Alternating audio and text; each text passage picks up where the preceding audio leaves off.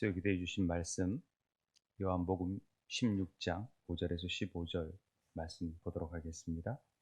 요한복음 16장 5절에서 15절 말씀 보도록 5절에서 15절 말씀까지 보도록 하겠습니다. 제가 먼저 읽겠습니다. 지금 내가 나를 보내신 이에게로 가는데 너희 중에서 나더러 어디로 가는지 묻는 자가 없고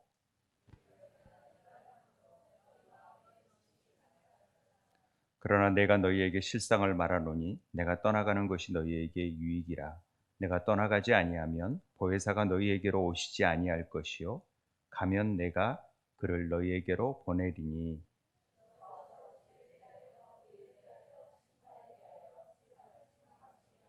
죄에 대하여라 함은 그들이 나를 믿지 아니하며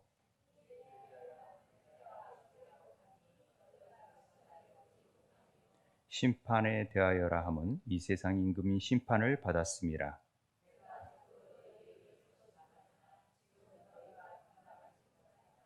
그러나 진리의 성령이 오시면 그가 너희를 모든 진리 가운데로 인도하시리니 그가 스스로 말하지 않고 오직 들은 것을 말하며 장래 일을 너희에게 알리시리라.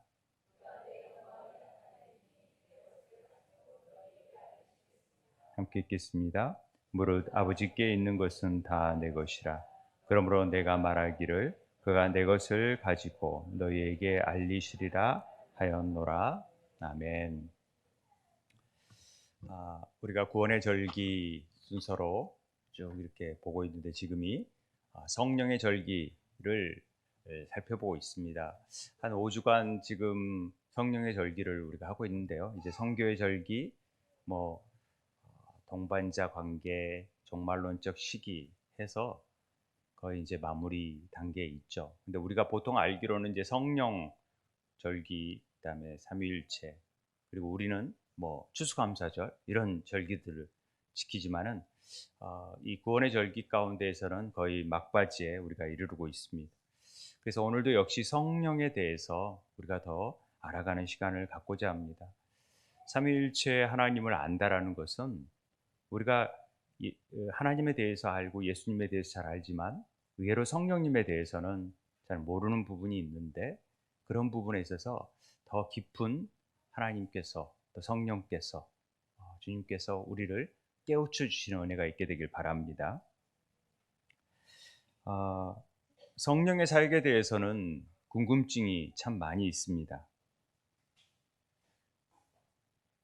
성령의 사역을 얘기하자면 선뜻 이렇게 드는 생각들이 전부 다 보면은 성령의 은사 같은 내용들을 생각하기 쉽습니다.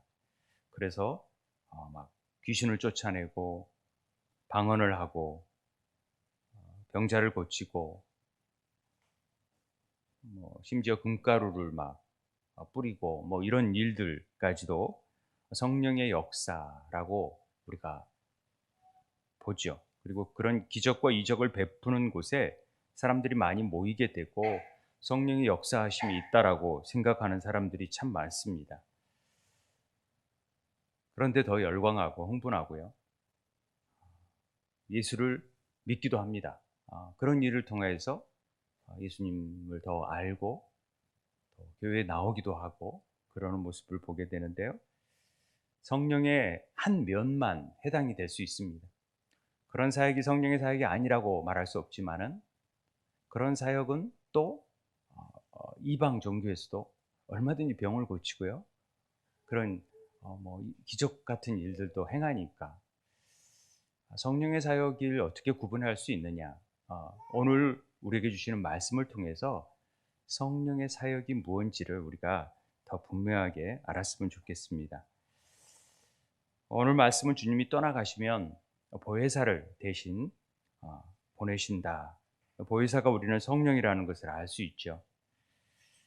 그런데 6절에 보시면 예수께서 이 말을 하니까 내가 떠나가야 되고 그래서 보혜사를 보내겠다라는 얘기를 하니까 마음의 근심이 이르렀다라는 거죠. 주님은 제자들의 근심을 덜어주기 위해서 또 다른 말을 하십니다. 보혜사 성령이 오실 것이고, 그래서 그 성령이 오시면 이런 일들을 할 것이다 라고 말을 행합니다. 그게 바로 7절에서 8절의 내용이지요. 내가 실상을 말하겠는데 내가 떠나가는 것이 유익이야. 주님이 떠나가신다니까 근심하지 않겠습니까? 내가 떠나가야 되는데 제자들이 근심하고 있으니까 오히려 내가 떠나가는 것이 너희들에게 더 좋은 일이다. 내가 떠나가야지만이 보혜사가 오실 수 있다. 이런 얘기를 하고 있지 않습니까? 그가 와가지고 어떤 일을 하느냐? 죄에 대해서, 의에 대해서, 심판에 대해서 세상을 책망하실 것이다. 이런 얘기를 하는 것입니다. 사실은 제자들이 이 말의 뜻을 얼마나 이해했을까? 아마 저는 많은 부분에서 이해를 못했을 거라고 생각을 합니다. 성령이 임하기까지는 이 말의 의미들을 잘 몰랐다라는 것이죠. 뭐 저희들도 정확하게는 잘 모르지 않습니까? 그런데 우리는 제자들보다는 더 확실하게 알죠. 예수님이 성령님이 오셔서 어떤 일을 한다라는 것. 그래서 이 보혜사라는 말 자체가 위로자라는 뜻입니다. 파라클레토스라는 말은 돕는 자, 중재자, 변호자, 유한자라는 뜻이죠. 위로자. 그러니까 파라라는 말이 옆에, 파라라는 말이 옆이고, 이 클레토스라는 말은 이렇게 돕는다라는 헬퍼의 의미가 있습니다. 그러니까 항상 우리 옆에 서서 우리와 함께 길을 걷고 도와주시고 힘이 되시는 분이시다. 이렇게 아시면 됩니다. 예수 그리스도께서는 성육신 하셔서 인성을 가지신 인간의 몸을 가지시고 우리와 함께 하신 대신에 성령님께서는 늘 우리의 삶 가운데 우리와 함께 거하셔서 동행하신다. 이런 개념으로 아시면 좋겠습니다. 인격이신데 그분이 우리 안에서 거하시고 동행하신다. 그리고 우리를 격려하시고 지지하시고 인도하시고 우리가 잘 서로 섬길 수 있도록 은사도 베풀어 주시고 그렇습니다. 무엇보다도 하늘에 거할 수 있도록 하늘에 속한 자로 살아갈 수 있도록 우리 마음 안에 거하셔서 인격적으로 우리를 권면하고 계신다라는 것을 잊지 마시기 바랍니다. 성령님은 그래서 인격적으로 우리를 대우하세요. 그래서 우리는 늘 친밀하게 어떤 분들은 안녕하세요 성령님 일어나자마자 성령님과 얘기하고 어떻게 할까요? 묻고 이게 인격적으로 대화하는 거죠. 예수님께서 2000년 전에 우리와 함께 하셨던 그대로 성령님께서 우리와 함께 하신다라는 얘기를 하고 있습니다. 그리고 여기에 계십니다. 이 파라클레토스는 예수님이 하시던 방식과는 조금 다른 방식으로 우리에게 찾아오시고 우리와 함께 하신다라는 것을 우리가 알아야 되는 것입니다. 그래서 예수님께서 구원의 역사를 완성하신 후에 성령님께서 우리와 함께 계셔서 우리가 원하는 일들, 우리가 깨닫고자 하는 일들 다 설명해 주시고 대화해 주시고 말씀해 주시고 매 순간순간 우리의 삶의 변화 가운데 함께 하시는 것입니다. 그래서 우리가 이 성령님을 어떻게 이해하느냐에 따라 우리의 삶은 너무나도 달라질 수 있는 것입니다. 그래서 이 성령에 대한 인식을 잘 가질 필요가 있습니다. 그 성령님이 오셔서 하시는 일이 뭔지 우리가 잘 알아야 되죠. 특별히 오늘은 그가 와서 죄에 대하여, 의에 대하여, 심판에 대하여 세상을 책망하시리라 이런 말씀을 여러 번 많이 들었고 제가 설교도 한 적이 있습니다. 그런데 사실 이 말씀을 이해하기라는 것은 쉽지 않습니다.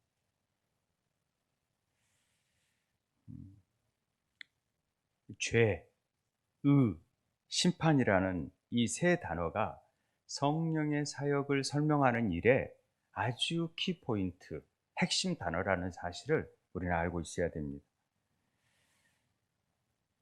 그래서 우리는 이런 부분에 대해서 예수님께, 성령님이 오셔서 이런 일을 한다면은 이게 무슨 뜻인지를 물어봐야 되는 것이죠.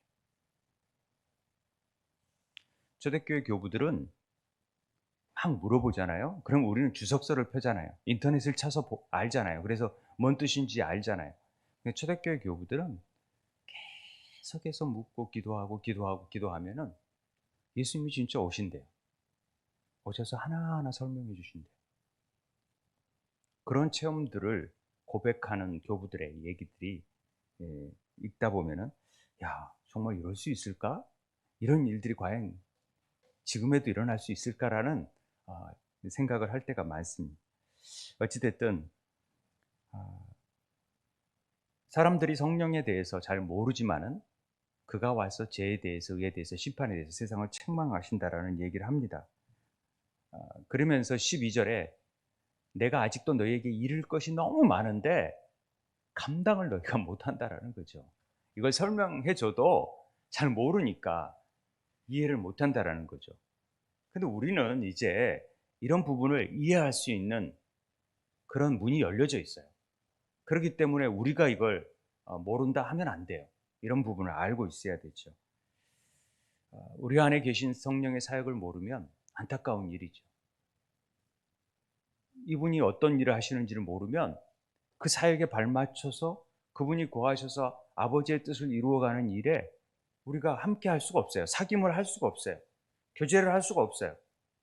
그래서 이 사역을 아는 게 굉장히 중요한 일이라는 것을 오늘 말씀드리고 이 부분을 좀 우리가 알았으면 좋겠습니다. 7절에 내가 떠나가는 것이 너희에게 유익이다. 내가 너희에게 실상을 말하겠다. 실상을.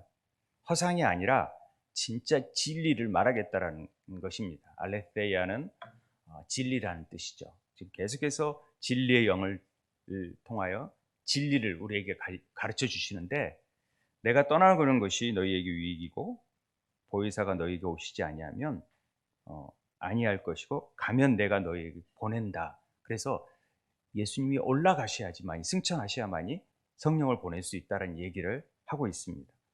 그래서 그 보내신 성령이 어떤 일을 하느냐? 그가 와서 죄에 대해서, 의에 대해서, 심판에 대해서 세상을 책망하시는데 그 내용에 대해서 어떻게 우리가 이해할까요? 했을 때 예수님께서 죄에 대하여라 함은 그들이 나를 믿지 아니한 것이다.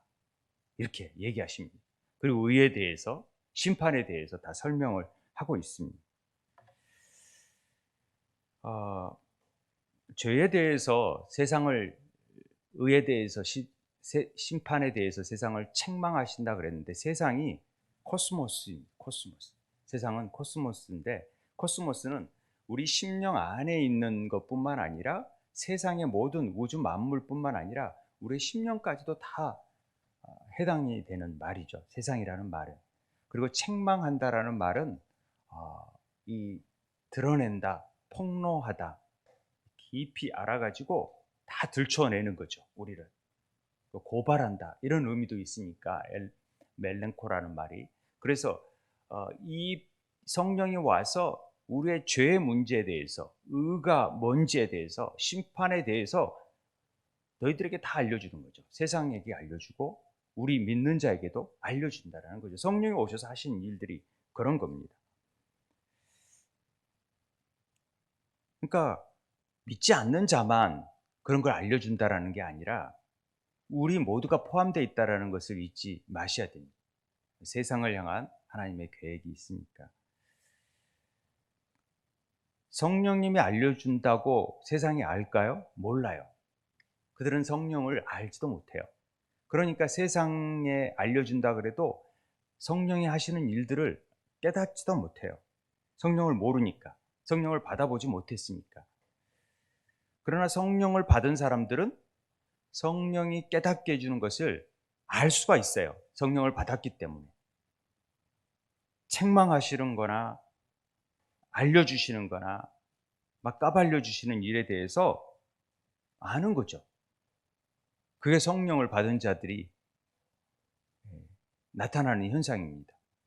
그분이 오셔서 그걸 깨우쳐 주시니까. 그래서 성령님의 책망이 들려지면은 말씀을 읽을 때 찔림 같은 것들이 온다. 그러면 성령께서 나를 책망하시는구나. 탄식하시는구나. 근심하시는구나. 이걸 깨달아가는 거죠. 그래서 내가 하나님 자녀인 것을 우리는 깨닫는 것입니다. 그래서 회개하게 되는 거죠. 택한 자만 누릴 수 있는 고난이에요. 택하지 않으면은 알 수가 없어요. 다 알려줘도 깨닫지 못해요. 성령의 일을 이해를 못해요. 자, 그럼 죄에 대해서라 하면 그들이 나를 믿지 아니함이라고 얘기했습니다. 그래요. 믿지 않는 게 죄예요. 그래서 세상 사람들은 믿지 않음으로 말미암아 그들이 죄에 빠진다는 것을 얘기해도 성령이 오셔서 말씀해 주셔도 그들은 깨닫지 못해요. 알지 못해요. 그 자체가 심판이에요. 알면은 돌아갈 수 있고 회개할 수 있는데 그걸 깨닫지 못하면 그게 버려운 자죠. 깨닫지 못하면, 알지 못하니까 회개를 못하고 하나님께로 가지도 못하고. 믿는 자들은 성령이 내주하심으로 인해서 믿는 자들이 죄를 지을 수 있느냐? 죄를 지을 수 있어요. 왜냐하면 그 죄는 뭐냐? 믿는 자들의 죄는 믿지 않는 것이 아니라, 믿는다라는 말이 폭넓은 의미로서 쓰여질 수도 있고 그렇지만은 우리가 성령님이 계신다라는 것을 깨닫지 못하고 믿지 않고 그분을 의지하지 않고 그분께 신뢰하지 않으면 이것도 죄라는 것이죠. 믿는 자들이 성령님이 안에 계시는데 성령님이 계시지 않은 것처럼 상관없는 것처럼 행하는 것 자체가 죄라는 것입니다. 그래서 세상으로 눈을 돌리고 상황들에 사로잡혀 가지고 주님이 주시는 평안함과 기쁨을 다 잃어버리고 산다? 그러면 이것이 죄라는 것을 깨우쳐 주시는 거죠. 그래서 죄에 대해서 정말 온전한 신뢰를 못함으로 우리 안에 늘 걱정하고 염려하잖아요. 만군의 여호와 하나님, 삼위의 하나님께서 나와 동행하시고 함께 하시는데 우리는 늘 걱정하잖아요. 염려하잖아요. 그리고 두려워하잖아요. 세상 문제로 고민하잖아요. 이럴까 저럴까 늘 그런 시험 앞에서 여지없이 넘어지잖아요. 이게 죄라는 거죠. 여전히 예수님을 의지하지 않고 자신의 가능성을 붙들어요. 내가 할 수 있고 내가 능력이 있으니까. 그리고 예수 이외에도 행복한 길이 여러 개 있다라고 생각을 해요. 그 길이 돈이고 명예고 자식이고 건강이고 이것들이 다 행복으로 이르는 길이라고 철석같이 믿는 거죠. 그리고 이것들을 추구하며 사는 삶이 뭐냐? 죄라고 성경은 얘기하는 거죠. 그걸 의지하는 삶이 죄다. 우리가 다 죄인이죠. 그런데 성령님이 오셔서 끊임없이 우리를 깨우쳐 주시니까 조금 아는 거죠. 정신 차리고 또 말씀 읽다 보니까 또 기도하다 보니까 나 이렇게 살면 안 되지. 또 이렇게 살았네. 라고 생각하는 것이죠. 성령이 내주하는데 죄가 거할 수 있나요? 악한 영이 거할 수 있나요? 악한 영이 거할 수 없죠. 성령이 계시는데. 그런데 왜 우리는 악한 영의 행동들을 하고 말을 하고 그런 언사가 튀어나옵니까?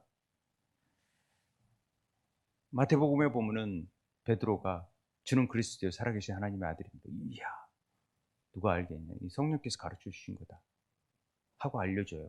그런데 십자가를 진다 그러니까 그리 마옵소서 하잖아요. 예수님이 뭐라 그래요? 사단아 물러가라.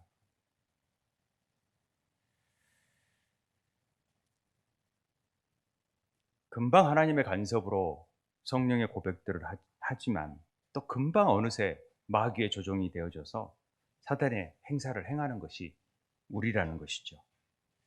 그래서 바울도 로마서에 내 속에 죄가 거하고 내가 원하지 않는 일을 자꾸 하게 한다라고 고백합니다. 오라 공고한 자로다라고 얘기합니다. 도대체 우리 인간이 어떤 존재들입니까? 왜 이러는 것입니까? 금방 하나님의 영향을 받아서 막 성령 충만하다가 금방 또 마귀에게 붙들려 가지고 엉뚱한 일을 저지르고 이중적인 존재들인가요? 그렇지 않습니다.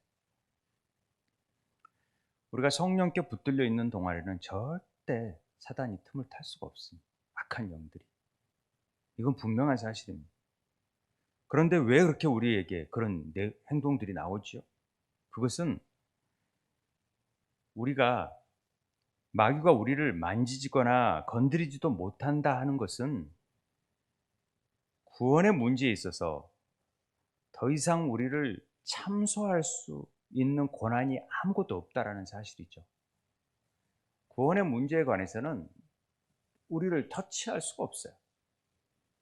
그런데 삶 속에서 우리 안에 옛사람을 격동시켜서 마귀의 언행과 그런 사단의 행동들을 할 수 있도록 자꾸만 우리를 불러일으키는 일들은 행할 수 있다는 것이죠. 그러니까 우리는 구원받은 자로서의 절대적으로 우리는 보호되는 성령님의 인치심은 끝까지 가세요. 그런데 자꾸만 사단에게 속아 넘는 일들이 없어야 된다는 거죠. 그것들이 속아 넘어가니까. 그래서 우리 마음을 지킬 만한 것 중에 마음을 지키라고 얘기하는 것입니다. 마음을 늘 지키면서 성령님께 더 민감하게 하고 말씀 앞에 진리 앞에 설 수 있도록 그 진리의 영이 우리를 주장할 수 있도록 만들어줘야 된다는 것이죠. 언제든지 우리는 저도 역시 그렇지만은 사단의 언행이나 말에 농락당할 수 있어요. 우리가 깨어있지 못하면 그렇게 당할 수 있다는 것입니다. 그런다고 우리의 구원 자체의 문제가 그걸 흔들 수는 없다는 것이죠. 이 부분을 우리가 분명히 알고 있어야 됩니다. 그래서 성령이 우리 안에 거하시면 우리는 늘 불편해요. 편안한 부분도 있지만은 어떤 면에서 늘 옛사람이 아직도 성숙하지 못한 부분에 있어서는 끊임없이 이게 싸움을 하는 거죠.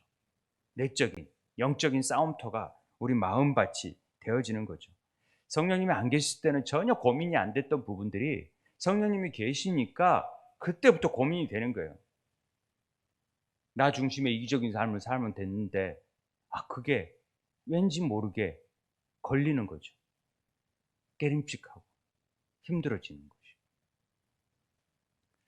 그래서 우리가 성령의 불이 성령 충만함으로 덧입혀지면은 우리가 점점 삶의 목적과 방향이 바뀌어지기 시작하고 세상을 쫓던 삶 속에서 그것들이 제동이 걸리고 성령께서 근심하시고 탄식하시니까 방향을 바꾸어서 하나님께로 나아갈 수 있는 삶이 되어진다라는 것을 말하고 있는 것입니다. 그러니까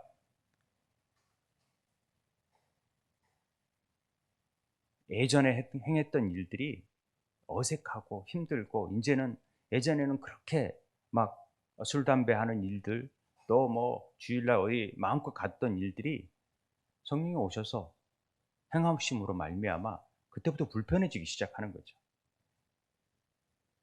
막 주일날 괜히 안 가면 어딘지 모르게 불편하고 친구 따라서 골프 치러는 갔지만 마음이 걸린다라는 거죠. 삶 속에서 교회 가는 일이 이제 우선이 되어버려요. 그런 사람들은 점점 바뀌어져가지고. 그리고 돈의 가치를 우선시했던 사람들이 그것이 별 볼 일 없구나 하고 깨닫고 정말 더 가치 있는 일에 헌신하는 사람으로 변해져 간다라는 것이죠.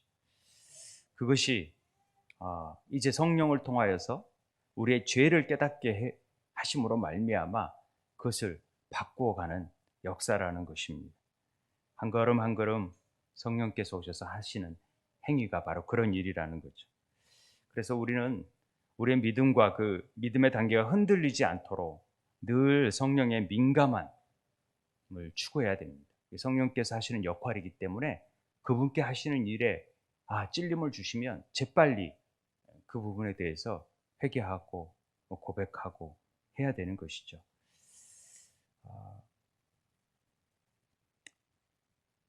주님의 평강이 우리 안에서 사라지기 시작하면요, 걷잡을 수 없이 우리는 요동치게 되어져 있어요.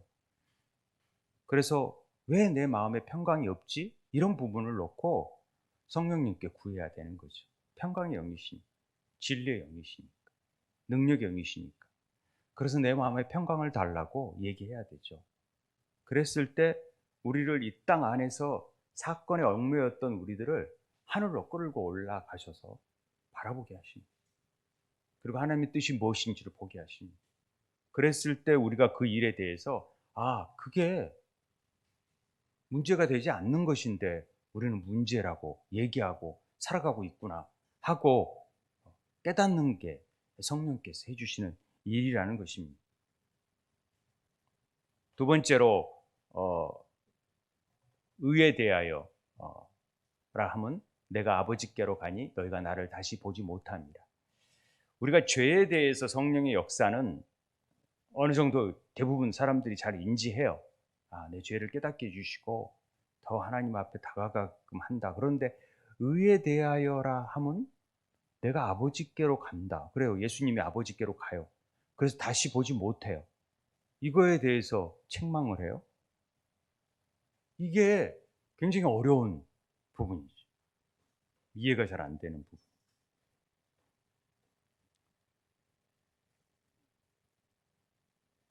아니, 아버지께로 가는 게 의하고 무슨 상관이 있어요?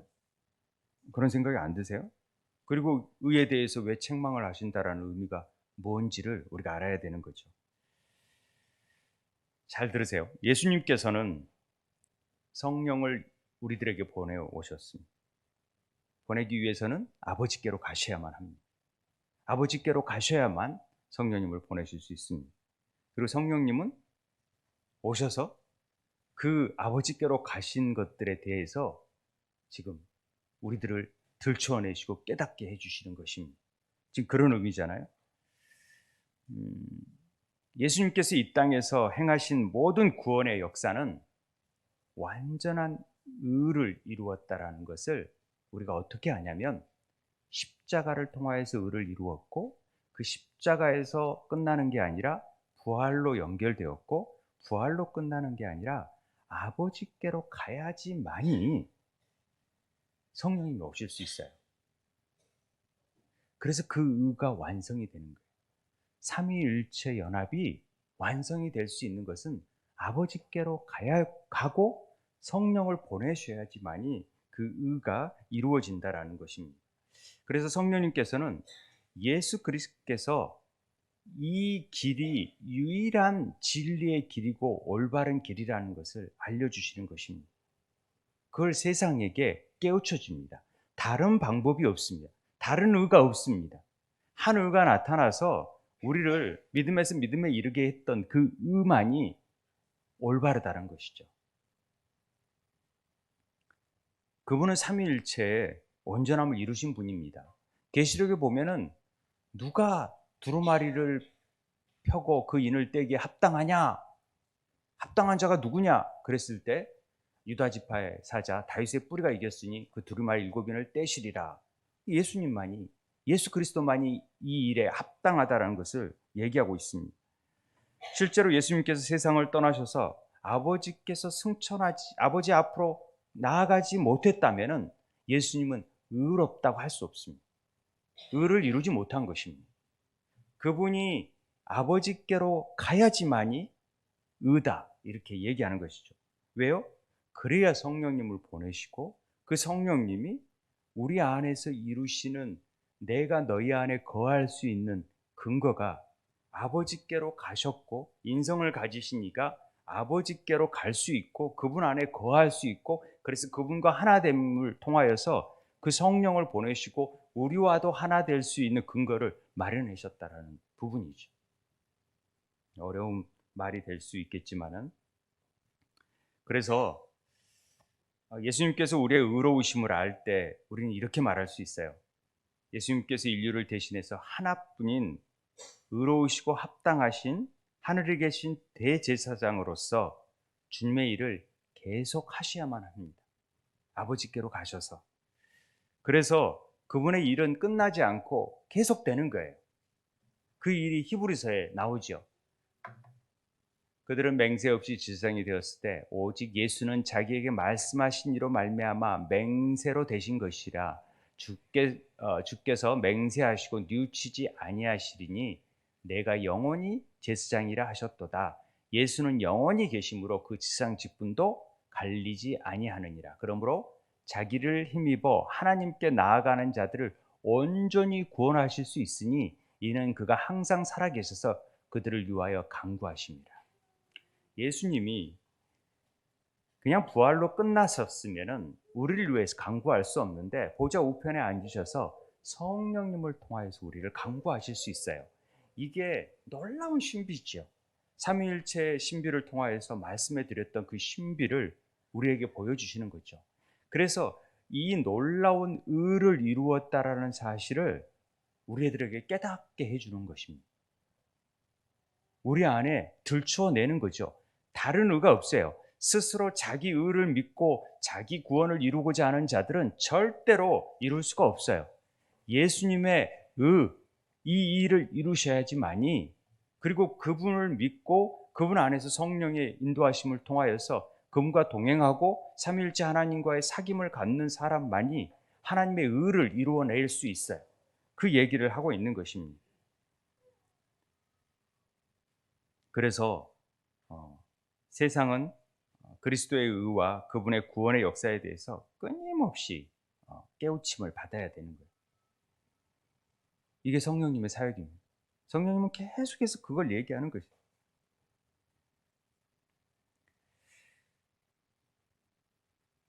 예수님이 우리를 위하여 대신 십자가에서 모든 일들을 완성하신 후에 우리는 예수님을 더 이상 볼 수가 없습니다. 왜냐하면 성령을 보내시라고 떠나셨기 때문에, 보내시기 위해서 떠나셨기 때문에. 그래서 우리가 그리스도의 의를 증언하실 수 있게 하기 위해서 내가 그리스도의 의로운 삶에 변하는 어떤 말을 하면 성령님께서 즉시 나를 배우시고 책망하시게 하시는 거예요. 우리 삶 속에서. 우리 안에서 성령님과 교제하지 못하고 성령님을 근심시키고 또 성령님의 역사를 이루지 못하면 즉시 하나님의 의에 어긋나는 일들이 되어지니까 책망을 하신다라는 것입니다. 그래서 우리의 의를 깨우쳐 주기 위해서 성령님을 보내셨어요. 왜냐하면 사람들이 이를 믿지 않으면 예수님과의 삼위일체 관계가 이루어지지 않죠. 그러면 구원의 역사가 이루어지지 못하기 때문에 그렇게 되는 것입니다. 그래서 예수님께서 아버지여 내게 주신 자도 나 있는 곳에 나와 함께 있어. 아버지께서 창세 전부터 나를 사랑하심으로 내게 주신 나의 영광을 그들로 보게 하시기를 원하옵나이다 얘기하는 거예요. 그러니까 만세 전에 우리에게 행하신 일들을 다 이루시기 위해서 성령님이 우리에게 오시고, 그리고 그 모든 일들을 이루시는 그 과정 속에서 하나님의 의가 어떻게 이루어졌는지를 아는 것이죠. 그러니까 의를 이루신 분은 예수님밖에 없어요. 세상은 다 같은 편이 돼가지고 예수님을 다 죽였어요. 그리고 자기들이 옳다고 하는 거예요. 그런데 세상이 틀린 거예요. 예수님이 맥없이 돌아가신 것 같은데 그분이 의로우십다는 것을 얘기하는 것이죠. 육신을 입은 최초의 사람으로서 천국에 들어가게 되신 것입니다. 이 세상에 태어난 모든 육신 중에 의로운 일은 하나도 없거든요. 오직 예수님만이 그 일을 행할 수 있습니다. 그래서 의인은 하나도 없고 깨닫는 자고 하나님 찾는 자도 없고 다 치우쳐 무기가 선을 행하는 자가 없고 하나도 없다라고 얘기하는 것입니다. 그러니까 천국 갈 사람은 아무도 없었는데 왜 천국을 침노하도록 놓아두셨을까요? 그것은 예수 그리스도의 그 의, 그래서 하나님의 자녀들에게 그 의를 믿음으로 선물로 주셔서 그 의가 전가받도록 하시는 거예요. 그래서 아버지께로 가셔야지만이 뭐가 이루어지냐면 우리 안에 관계가 진정으로 거하는 관계가 이어져요. 그래서 의라는 말은 올바름이 내재되어 있지만 그 안에는 하나님과의 관계가 맺어진다라는 것을 얘기하고 있어요. 그래서 이 사귐을 행할 수 있어요. 그래야 로마서의 3장에 율법의 행위로는 그 앞에 의롭다 하시면 얻을 육체가 아무도 없지만은 율법으로 죄를 깨닫지만은 율법에 하나님의 한 의가 나타났으니까 율법과 선지자들이 증거를 받았는데 그 의가 예수 그리스도잖아요. 그래서 예수 그리스도를 믿음으로 말미암는 모든 믿는 자에게 미친 하나님의 은이 차별이 없느니라. 모든 사람이 죄를 범하였으며 하나님의 영광에 이르지 못하더니 그리스도 예수 안에 있는 성령으로 말미암아 하나님의 은혜로 값없이 우리는 의롭다 하심을 얻은 자가 되어버린 것입니다. 그분이 가심으로 성령을 보내심으로 그리고 우리가 성령 안에서 교제함으로 말미암아 이제 삼위 하나님과의 관계 안에 들어가 버린 거죠. 그래서 그 의가 이루어졌다라는 사실에 자꾸만 책망하는 것은 우리가 주님의 그 예수 그리스도의 십자가의 의를 덧입지 아니하고 스스로 무언가를 해보려고 하고 스스로 내 혼자 구원을 이루고자 하는 그런 모든 것들은 성령께서 책망할 수 있다라는 것을 우리에게 가르쳐 주는 것입니다. 성령께서 하시는 일은 막 은사를 베푸고 기적을 베푸고 이런 게 아니라 우리 안에 끊임없이 예수 그리스도의 십자가만이 우리를 의로 이끌 수 있는 것이라는 것을 계속 가르쳐 주고 부활과 승천과 성령의 역사하심을 통하여서 하나님의 의에 거할 수 있고 하나님의 의의 관계 안에서 우리가 의로운 자가 되어진다라는 것을 얘기하고 있는 것입니다. 이게 놀라운 일이죠. 그래서 그분의 의와 의로운 구원의 역사의 결과로 성령님이 우리와 함께 하시게 된 것입니다. 세 번째로 심판에 대해서라 하면 이 세상 임금이 심판을 받았다라는 사실이죠. 세상 임금은 세상 권세 잡은 자를 가리킵니다. 그래서 예수님은 세상 권세 잡은 자에 의해서 죽임을 당하셨습니다. 그랬잖아요. 그런데 하나님이 예수님을 살리심으로 인해서 세상이 하나님의 아들을 죽였기 때문에 받을 수 있는 것은 심판밖에 없습니다. 남는 것은 심판밖에 없어요. 그러니까 예수님이 기준이 돼서 모든 심판에 예수님이 기준이 되는 것입니다. 십자가가 기준이 되는 것입니다. 그러니까 예수님을 믿지 않는 것이 바로 죄고 하나님의 심판 아래 놓이는 일이 되어지는 것이죠. 지금도 성도들은 세상에서 우리는 당하는 모습으로 보여집니다. 그러나 세상은 이미 십자가에서 심판을 받아버렸어요. 그러니까 우리는 지는 모습으로 보여질지 모르지만은 이미 성도들의 심판을 받은 것처럼 보여지지만 세상은 절대 성도들을 이길 수가 없어요. 심판에 대한 고소를 했기 때문에 예수님께서. 그래서 이 심판의 기준을 십자가를 통하여서 세상을 심판하시고 책망하시는 거예요. 그러면 이 심판 안에서 십자가를 믿는 자들을 통하여서 주님이 믿는 자들 영생의 소망을 주시고 그렇지 않은 자들은 심판에 이르게 만든다라는 것을 우리에게 가르쳐 줍니다. 이 모든 일들이 제가 어렵게 설명을 했지만 성령께서 오셔서 끊임없이 이게 우리가 잘 알지 못하는 구원의 놀라운 신비들을 계속해서 이끌어가는 놀라운 일들을 하는 것입니다. 이게 일반 신학자들도 잘 이해를 못해요. 이 놀라운 섭리를. 의에 대해서, 심판에 대해서 설명하기가 좀 어려운 부분인 건 사실이에요. 그러나 분명한 것은 예수 그리스도의 십자가 잣대로 해서 그 십자가 보혈을 의지하고 믿는 이들은 다 영생으로, 무죄로. 그러나 그렇지 않는 자들은 심판으로 나아간다라는 것을 얘기하고 있는 것입니다.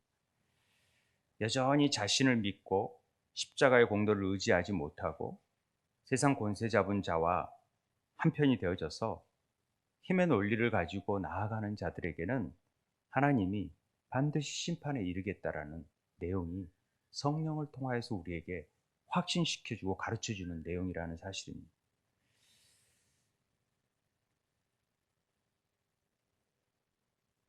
성령님이 오셔서 이런 것들을 책망하세요.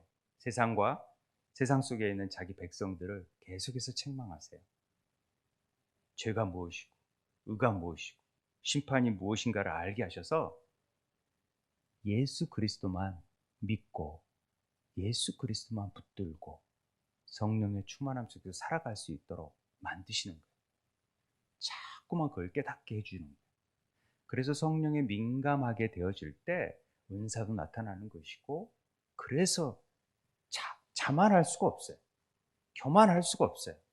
오로지 십자가만 붙들고 나아갈 수 있는 자가 되는 거예요. 왜? 성령께서 오셔서 하는 그 열매들을 보면 금방 알 수 있어요. 저들이 뭘 하고 있는지, 저게 정말 어떻게 이용당하고 있는지, 오히려 성령을 받은 것인지 아니면 악령을 받은 것인지를 금방 알 수 있어요. 막 은사를 행하면서 자기의 영광을 구한다? 보나 마나죠. 그걸 잘 분별할 줄 알아요. 분별의 영을 통해서 그런 은혜가 있게 되길 바랍니다. 여러분들은 어떻게 성령의 책망을 받고 계십니까? 주님을 사랑하지 않는 죄에 대해서 책망받으신 적이 있나요? 신앙생활에 불편하고 찔림이 있고, 또 한편으로는 교회 나와도 우리가 교회 나와서 늘 편안하죠. 그러나 한편으로 말씀 들으면 찔리고 힘들고, 그냥 막 성공, 번영, 막 재밌고 유머 막 이런 거 막 해줘야지 좋은데, 막 이런 얘기하면은 졸립고 힘들고. 그런데 이런 찔림이 있어야 성령님께서 역사하고 있다라는 거죠. 그래서 더 붙들고 나아갈 수 있는, 그리고 회개할 수 있는 삶이 되어지는 것입니다. 저는 오늘 우리가 성령님께서 우리 삶 속에서 정말로 어떤 일을 행하시고자 있는지를 좀 더 본질적으로 잘 알았으면 좋겠습니다. 막 은사, 방언하고 막 이런 것이 아니라 정말 내 안에서 죄가 뭔지, 정말 내가 의로움에 합당하게 자녀로서 살아가고 그 의를 의지하고 있는지, 아니면 정말 세상의 모습대로 살아가고 있는 것은 아닌지를 구분하고, 그래서 성령의 역사하심에 동조하고 그분과 함께 동행하는 삶을 살아가는 것이 필요할 거라고 생각합니다. 우리는 수술대 위에 올려놔서 덜어내야지 살 수 있어요. 그냥 안 하고 있으면 고쳐주지 못합니다. 그래서 정말 우리 안에 진짜 맺어지는 생명나무 열매들이 맺어질 수 있는 삶이 돼야 되는 것이죠.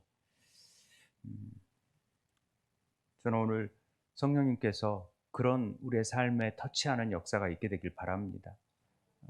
우리가 늘 부족하지만, 그러나 끊임없이 얘기를 해도, 자기를 부인하고 십자가를 지고 나아가라 해도 여전히 내 견고한 진 안에서 그것들을 전혀 터치도 안 하고 이 말씀도 들으려고 하지도 않고 성령님의 역사하심에 전혀 감각도 없이 그저 메아리치는 기도만 하고 있다면 그건 무슨 소용이 있어요? 안타깝죠. 통해 자복하고 정말 성령님께서 내 삶을 이끄시고 변화되어 가게 해달라고 우리가 이 시간 기도했으면 좋겠습니다.